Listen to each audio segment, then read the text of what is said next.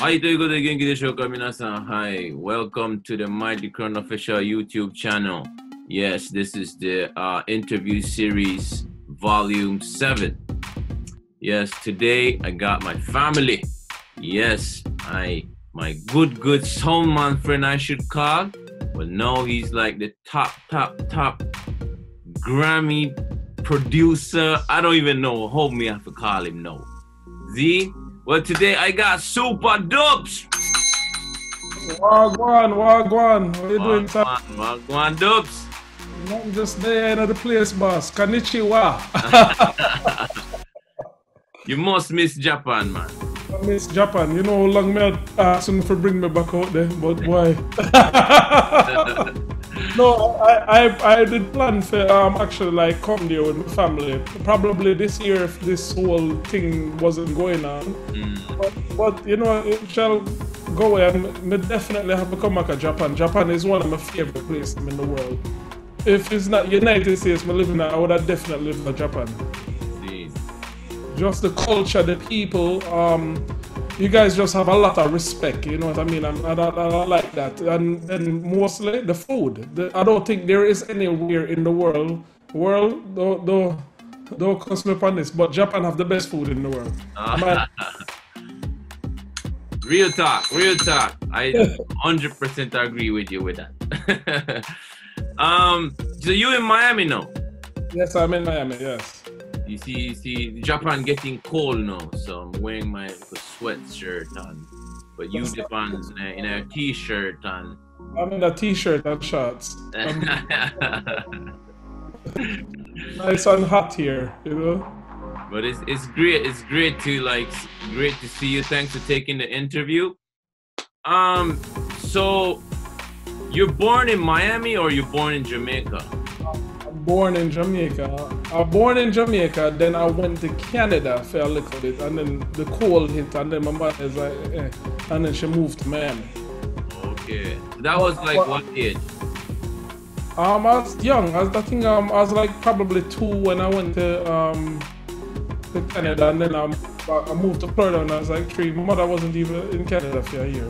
Okay. And then I've been here for most of my life. Moved back twice. And then I've been here, but what is so crazy is that I grew up my entire life in the United States, but like if I try to speak American, you will still hear a Jamaican accent in me. But just like when I'm a Chinese, you know what I mean? But I'm mixed Chinese though. Like my father is full Chinese.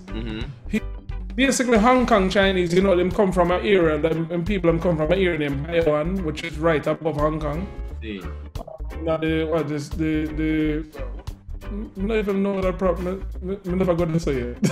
But and then my mom her mother is half Chinese, half German, and then she married a black man, which is my father. So my mother is black, German, and Chinese, and my father is Chinese.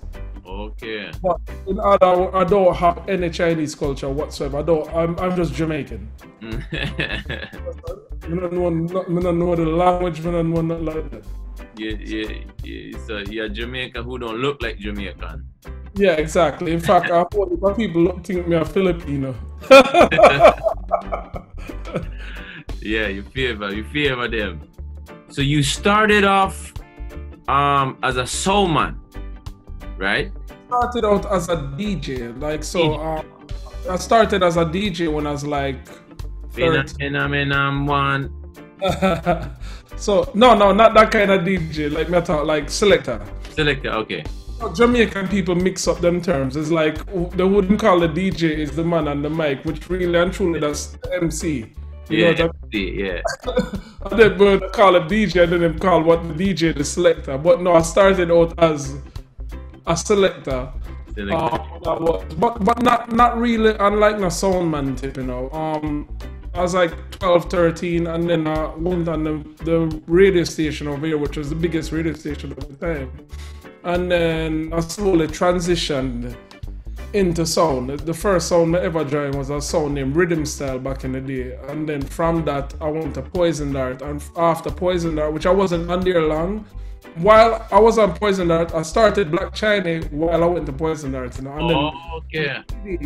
The CD Black China got bigger than Poison Dart, and it didn't make sense for us to see Poison Dart anymore. If you remember the first time we met, it was when me and was playing Poison Dart. You remember? Yeah, you were playing Poison Dart. So. I think it was at some place in Orlando. It's one of them little country places in Florida. Yeah, somewhere. And that's the first time we actually met. That was probably 98, 99. 99 or 2000, one of them. I think it's probably 99. When did you guys win World Clash? 99. Yeah, so it was the year you guys won the World Clash. If I remember, some old now, so I'm not to remember. That's it. We about that is like about 20 years, 21 years ago. 21 years. Yeah. Yesterday. It's been a good journey though. It's been a quite a journey. And it's amazing to still see that you guys still are rep one or rep for a long time, rep the culture same way, still all about dancehall. Still, even though I made a far departure since, because I stopped playing sound now for years. I stopped playing sound now. Not because I fell out of love with it. I'm still, it will going to always be a part of me, but it's just, you know what I mean, I get older now, and then one of the things that I hated doing was traveling a lot, you know what I mean? I think after a while, the beginning years it was fun, but then after that, me have to go up on a plane again, I say, just no more. And then when we realize that we can make the same amount of money or more off of just not traveling so hard, I chose that route. It's not because the love died for it, it's just I put a whole heap of other things with it as well. So you basically got fed up with the traveling? Fed up with the traveling, fed up with the politics. It's just the amount of politics where you have to deal with the amount of money you get. I just don't think add up.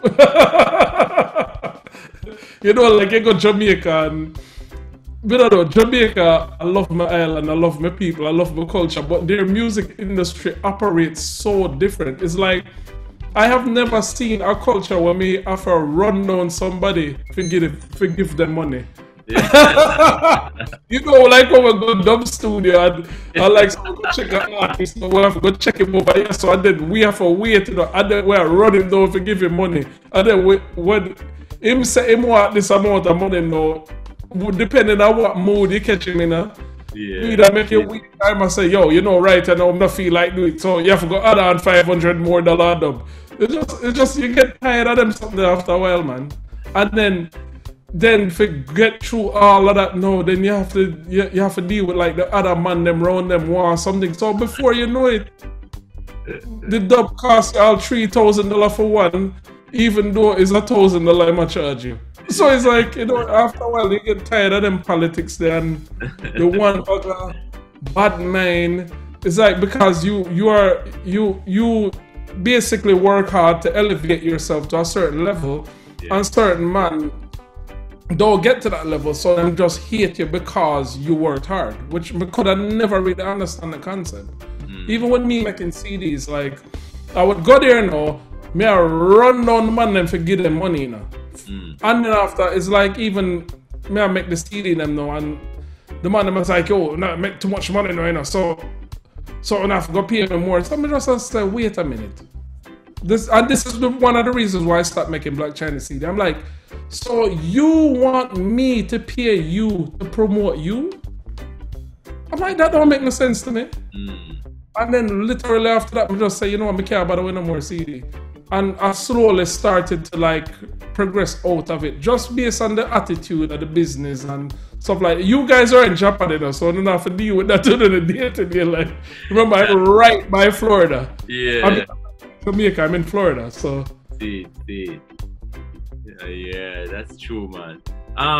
So when was that like transition, like around 2000? I would have said 2004. Really and truly, the transition started probably about 2003. 2003. It's like it was a slow progression though. It's like I used to make the CDs. The CDs then blew up worldwide, and of course, you know, so we travel all over the world. Yeah. Beats on it, and got tired of the traveling, and I started producing from a very young age. You know, I started producing from I was like 16, 17. So you started off like doing remixes and stuff, right? Well, I started out as a DJ. Mm-hmm. And then I started to make beats because I was always fascinated with that. And then me, you know, trying to go out there and produce for other artists that I guess I wasn't good at the time. So then I had the drum machine where I'm used to make beats. Mm-hmm.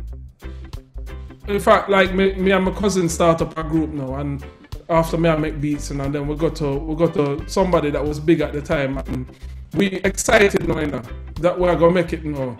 And the brother's like, yo, why you not give it up and find a day job when the things suck?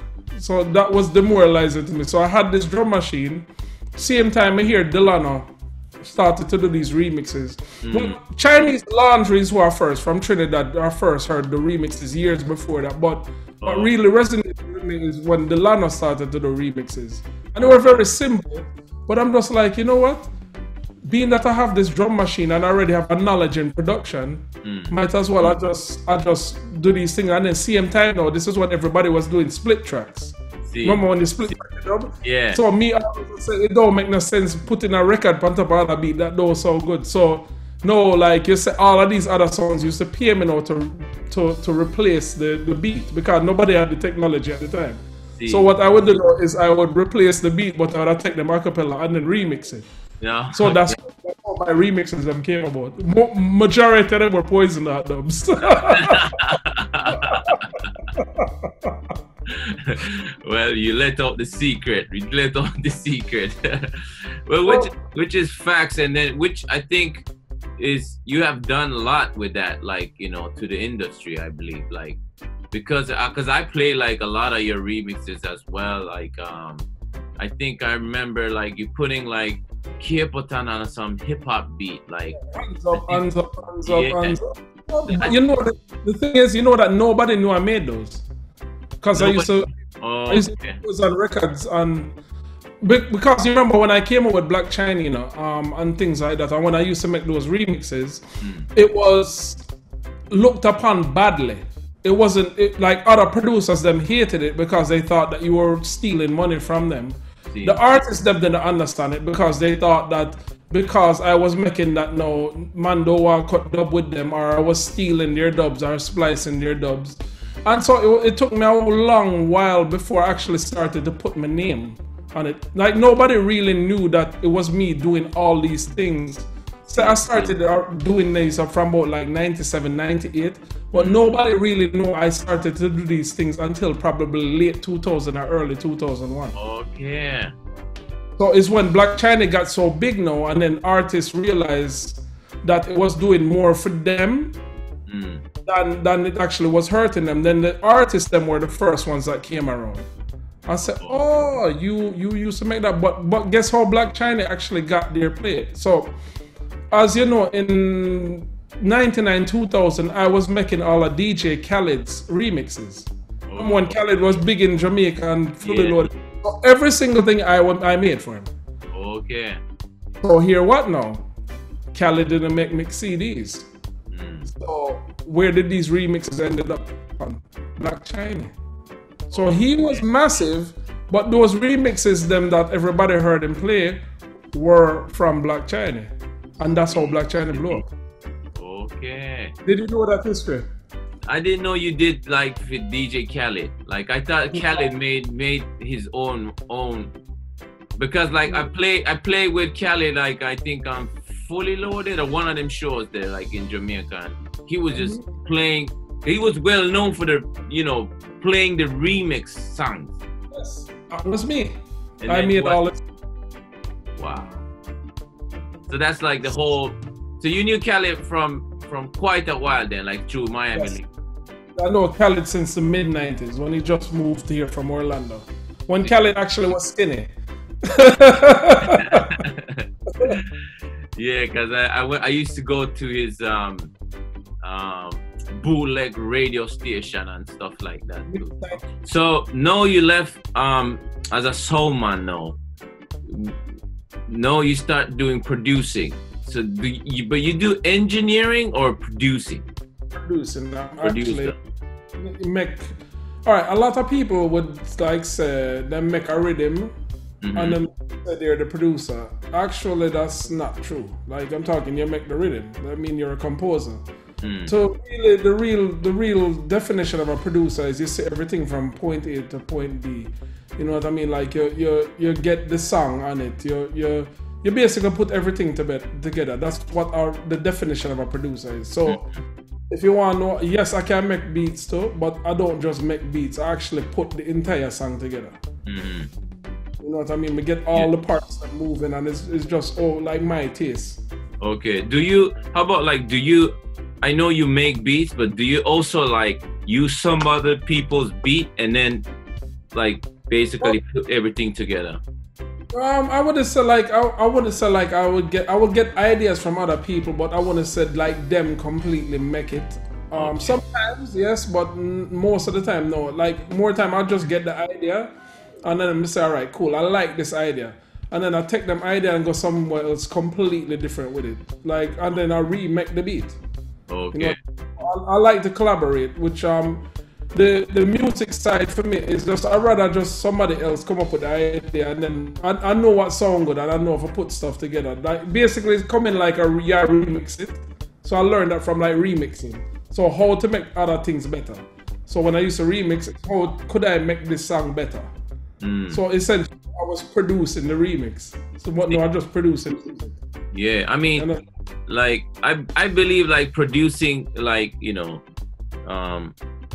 also like as a soul man, when you create a doublet, is a procedure of producing. Yes, it is. But the only difference is just why I made the transition from the remix and the doublet is that I'm just like saying, all right, cool. The level of difficulty what it would take me for voice the doublet, do the remix, and then play it out to the crowd to get the reaction. That's all right, cool. It might make me get some more date, but hey, there's no publishing on it. No publishing whatsoever. If you have a song that come out that you put just the amount of effort in, that will yield you a lot more result. So essentially, that's why I went into producing over DJing. It's just it was just the DJing was just I just felt like the weight of the world on my back. You know what I mean? Me coming up with most remixes. Later on I brought on Willie. Just doing all the remixes, all the work, just being the brainchild behind the music of it. That's was hard for really one man dedicated to do. You know what I mean? Because the Black China essentially it was created as a CD because I needed to pay my phone bill. How Bobby came on Black China now is me and him was already on Poison Dart, and we would still split everything. So I'm just like, Black China there, might as well we just split everything anyway. And that's how Bobby came on Black China. But Black China actually wasn't created by me and Bobby. It was created by me and a guy named Richard Flores, which Richard Flores now managed. Stylo G. Richard Flores. Yeah, so the guy that I created Black China with managed Stylo G. Okay. So he was the black, I was the Chinese. After that, after the CD came out and stuff and started to get popular, then since me and Bobby was already playing the sound, I'm just like, yo, come, we could just play the sound. And then I'm not taking anything away from Bobby, but it was a combination of me and Bobby that made Black China work. Just like when you guys came over, you guys were Japanese. Enough people don't even know certain is Chinese, born in Japan. So that was already unique, you know what I mean? And then no, we came out, but we were Jamaicans. Scene.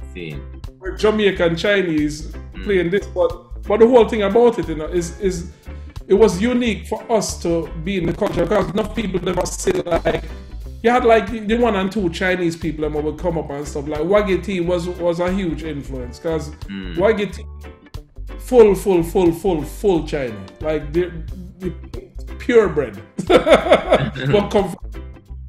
And then we now came in, and the whole thing about it is that we were actually good. It wasn't like it wasn't like we're coming and that was just the novelty. The novelty quickly wore off, and they said, okay, they really know what they're doing. You know what I mean? So that's just a brief history of Black China, how it started. Okay. So like I know some of the artists that you work, but like who are like these big artists that you work with? Like Eminem? Eminem, Drake, Rihanna, Shakira, Bruno Mars, a whole heap of people in there. John Legend. Wow. The list is crazy. Ariana Grande, Christina Aguilera. The thing is that I don't even remember. It's a lot. So I just can't remember. But it's been a lot over the years. So but you don't actually see the artists yourself, like, cause they're you do. Majority of them I do, but some of them no. Like even like busy, right?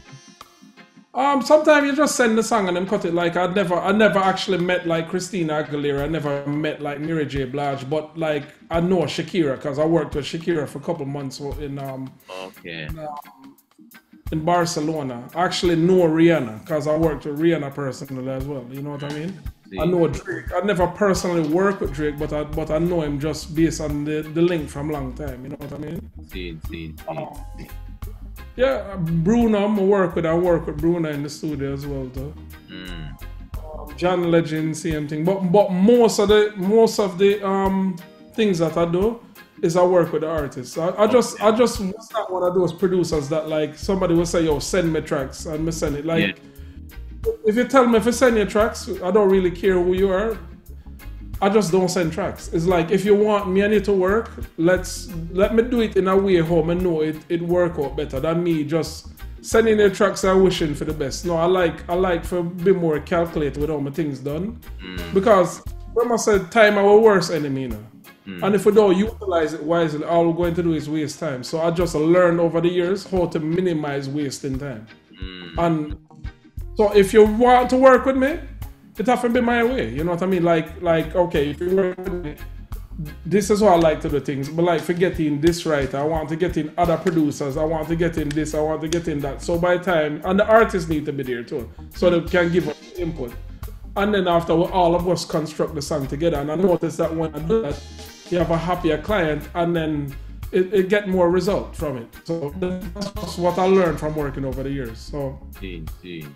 What one of the things that like I've been watching your moves like as a producer, and what I like really respect about is you not forget where you come from, your roots, and you work with like genius, right? Like Steven, and then like you probably have a lot of musicians, a lot of people you still work with, but you not left out your foundation. Like you work with Tarantula and people like that.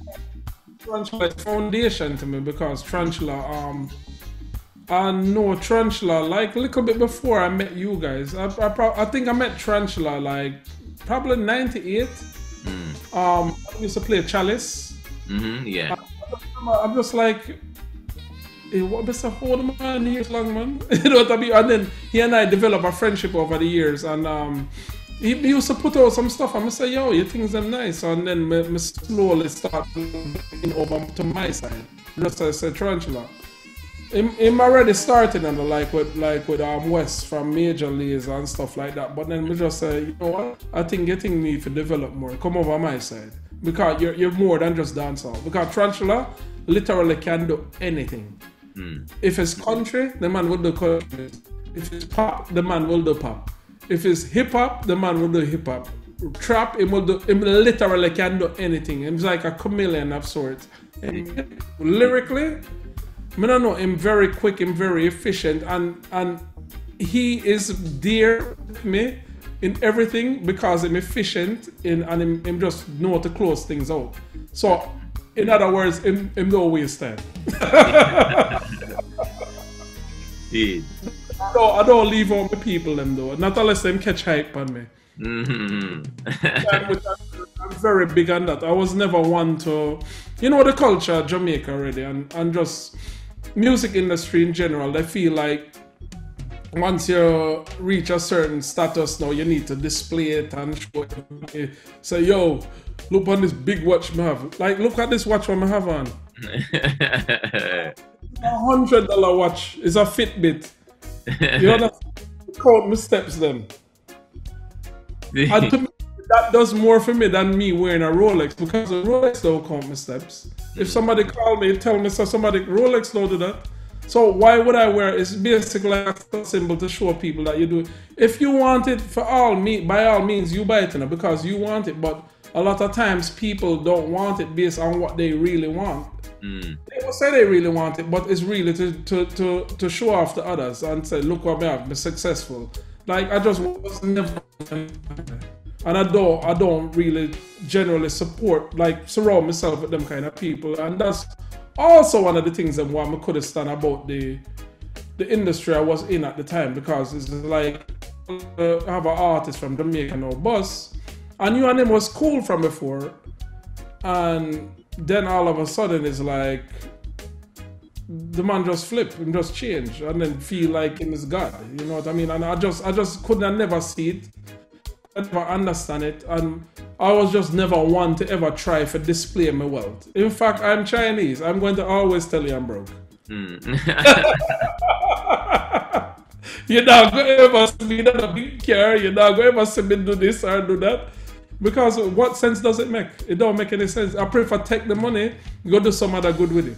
You know what I mean? I have more pleasure in giving than actually. So producing a song, right? Mm-hmm. How long do you usually how long does it usually take to produce one song? You're talking some of my biggest songs ever, that beat was made in 15 minutes. 15 minutes. 15 minutes. Because if you don't know that the beat is a hit within 15 minutes, I don't know, sometimes you have to just, most of the hits them, you will know almost immediately. And 15 minutes. I'm not saying that it's actually, you've completed and done it in 15 minutes, but you will know that it's the hit in 15 minutes, and you're going to take the time to refine it. But it don't take me that long. Like, I'm talking, I can actually make the beat, write the song, have a singer record it, and mix and master literally in one day, if I want it. But you don't really know what the quality is going to be, so you have to make multiple. You know. Sure. So we sometimes I will go into the studio, like say me, Tarantula, Steven, and some other artists, and we'll make all up to 4 songs for the day. See. 12 hours back. You know what I mean? But then out of the 4 songs, them is only one that really make it. The other 3 is shit. So you never know. It's just trial and error. You know what I mean? It's not everybody can just. But just like, oh, make a hit right now. It don't work like that. It's really trial and error. And if anybody tell you like so them can just write a hit like that will, most of them are lie to you. It's really how hard we work. You know what I mean? But I believe it's a very humble process. Yeah. Need a lot of patience. You need a lot of patience, and that's why you can't carry the hype with you in the studio when you're doing that. Because the hype don't work. How do you manage like the patience, like when you work with the artist, like when the artist did it? And you remember saying that, honestly, one of the things that I would have said is you don't find the American artists depend on the hype like that, Which a Jamaican artist give you a problem? Oh, the Jamaican artists give you the most problem for no reason at all. Like, not all. For the kind of things I've ever heard, like one time there's this artist that I'm not going to mention any names. What story I heard? So in Bossa, Jamaica, big in Jamaica, big like in the Caribbean, and then like so this known rapper now came out, but in brand new, but in boss and big. You remember saying when somebody boss America, that massive. When somebody boss Jamaica, remember Jamaica is 1% of the population in the US, So if you bust in Jamaica, it's only 1% of the population of the US. If you bust in America, it is literally 99% bigger than what Jamaica is. And even if them bus all over the Caribbean, America is still way bigger. So somebody will come to him now and them say, yo, the artist here like you, and want you on a song. And then after him now feel like say, oh man, for run him down. The same kind of mentality me I talk about. And then somebody come to him now and say, why you don't do the song? And him say, oh, my bus 6 years ago. That brother that just bust one year. Oh, him not more than me. And that's the mentality. And then them need to come out of that mentality. It is that same mentality that drove dancehall down. You understand? You remember say, when you fell in love with dancehall was like the most massive thing in Japan. The last time I went to Japan, I knew that was the last time I was going to Japan. Because I just remember all the crowd. The crowd that came there were all older. They weren't captivating anybody newer. It had a lot to do with it's just the business in general is a factor of a lot of different things. But the last people that held up dancehall were the Japanese, and even the Japanese got tired of it.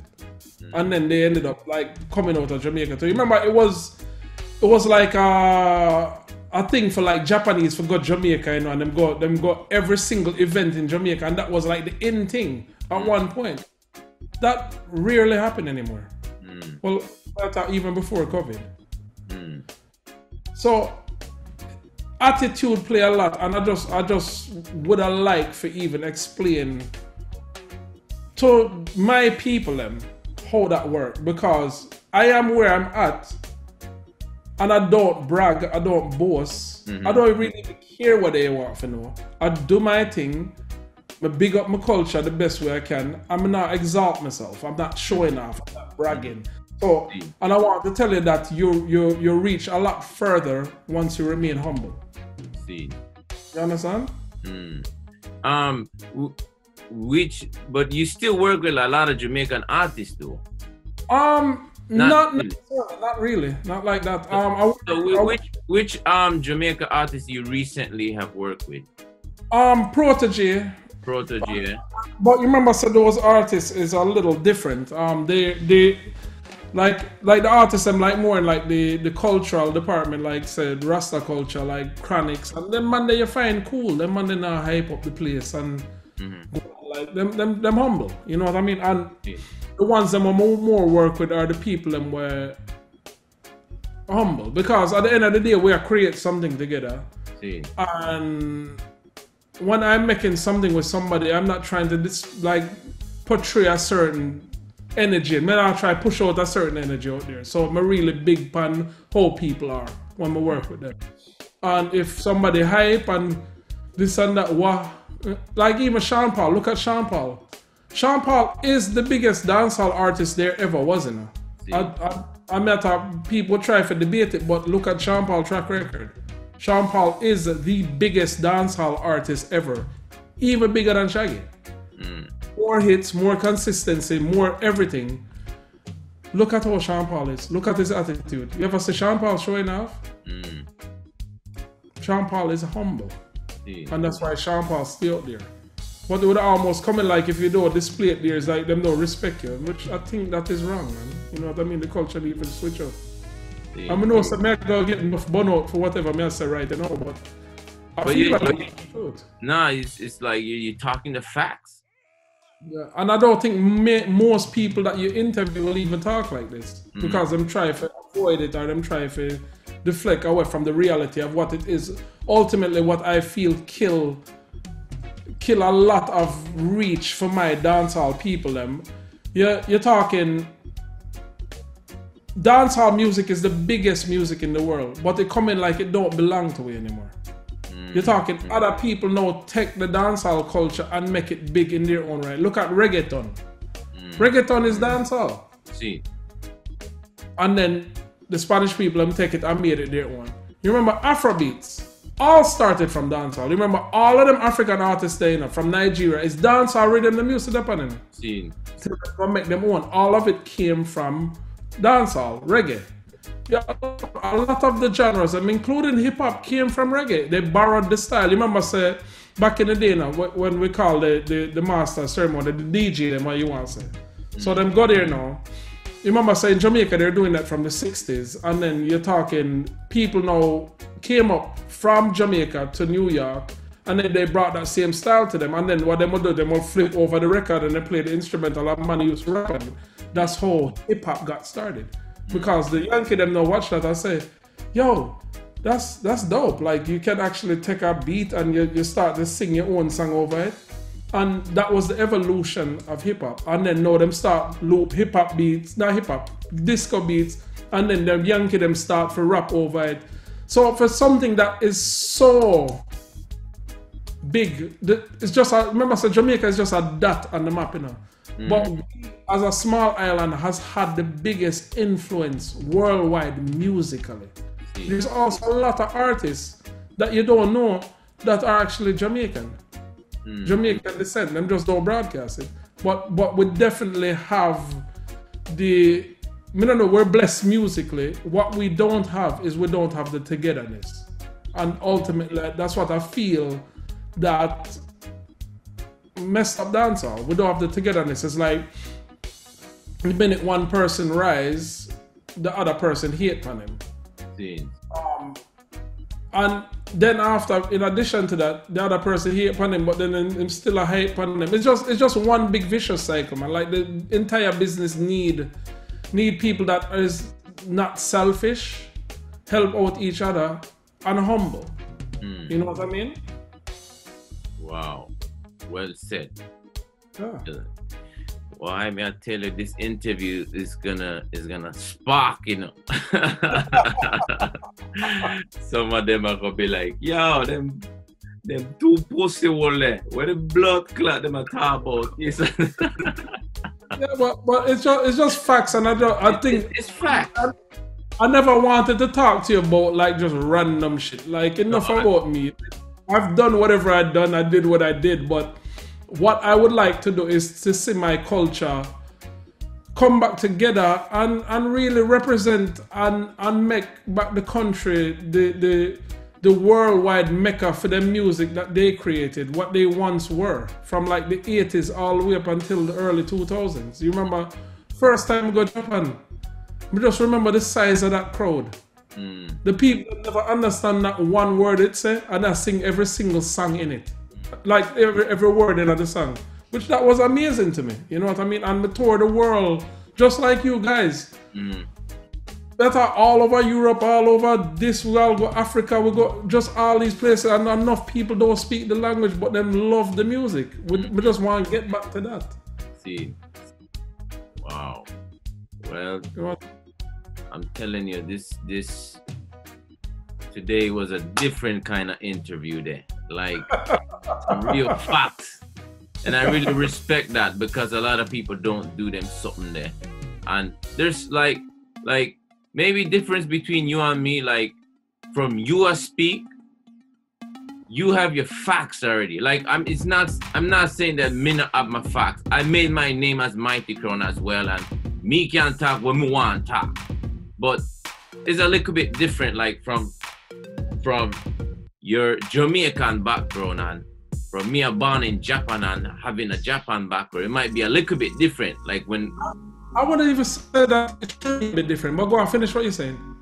Yeah, so like I really appreciate, like, you know, certain people, like, you know, like you, like, you know, speaking out your mind, saying it right, very intelligently and very factual.